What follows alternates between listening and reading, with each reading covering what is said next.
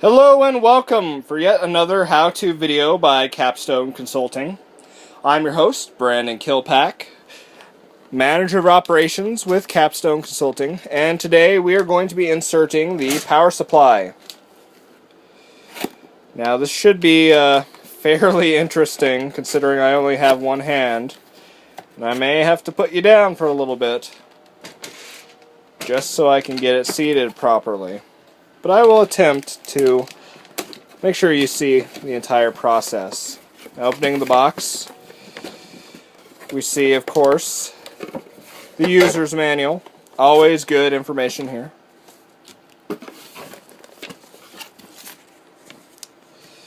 The 5-year warranty information.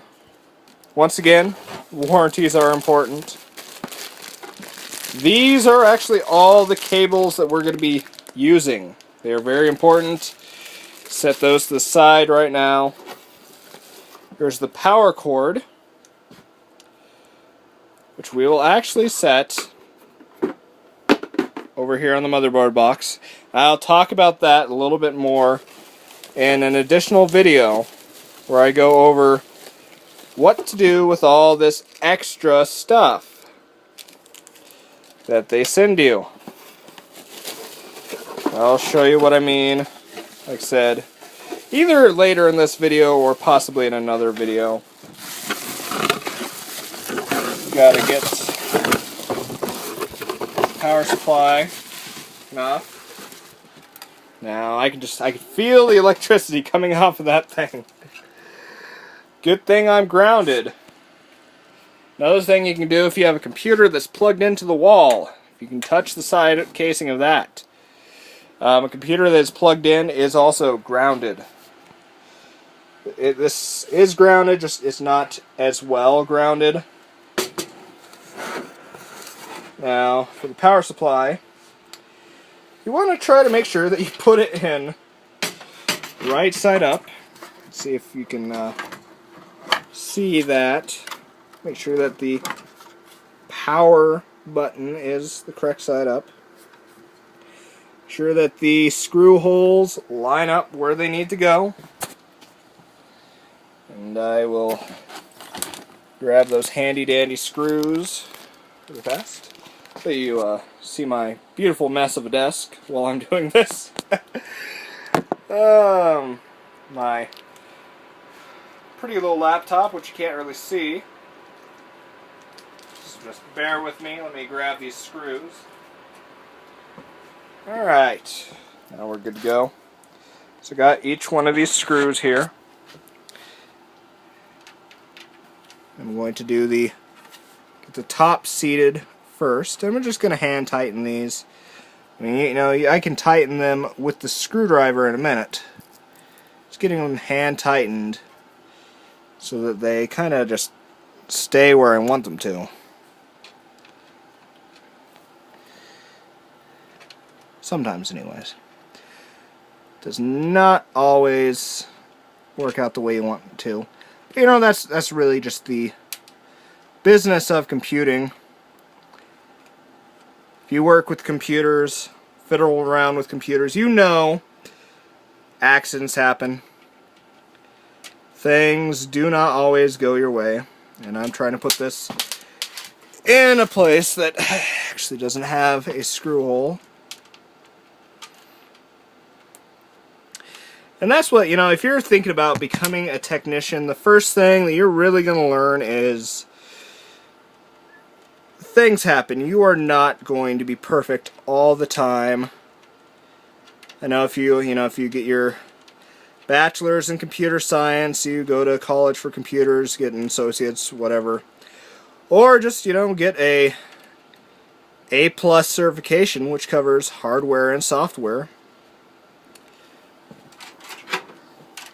If you have any good professors or any good instructors, they're going to let you know right away things go wrong.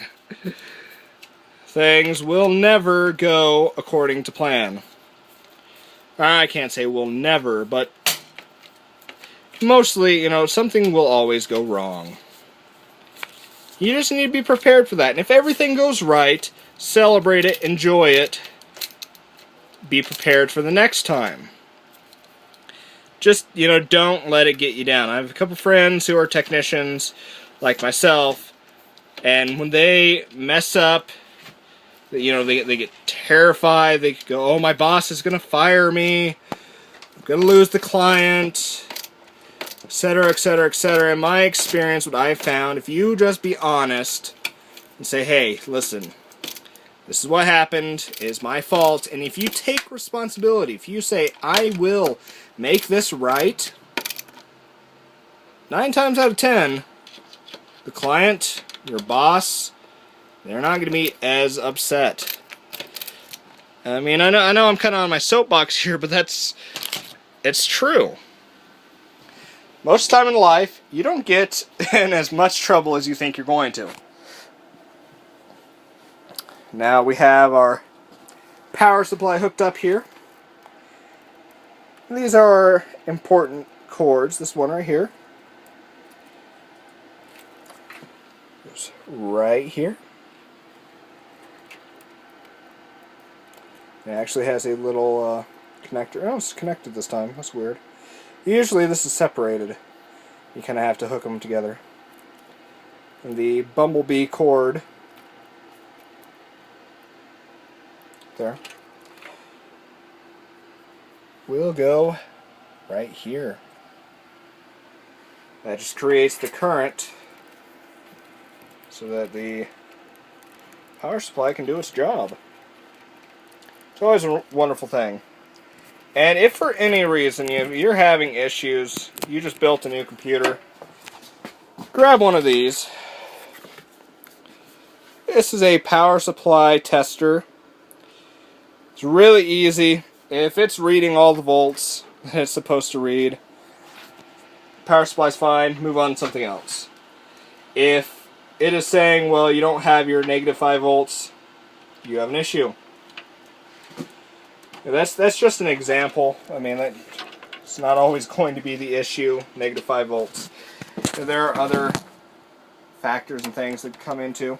But, I mean, power supply is generally a good bet, good place to try. I remember a long time ago I was putting together a computer and I had one of the wires plugged into the wrong side. And I'll show you what wires I mean. Obviously, I learned from the mistake. I told my boss I thought, either I did something wrong or it was defective. We took a look at it. We actually ended up calling the manufacturer of the motherboard and having them walk us through it. That's another thing about being a technician. Do not ever be afraid to say you don't know the answer. You're just going to press that in. Make sure it clicks, make sure it's evenly spaced. Just because you don't know the answer to something, it's not the end of the world. Some people treat it as if it is, but it really isn't. If you don't know the answer, and you come out and say, hey, I'm not sure about this, can I get some help, etc. Most of the time, people will respect you just a little bit more, especially as a technician. Now, if you've been a technician for 10, 15 years and you do that, they might scratch your head and say, why did I hire you? But you're just starting out. There's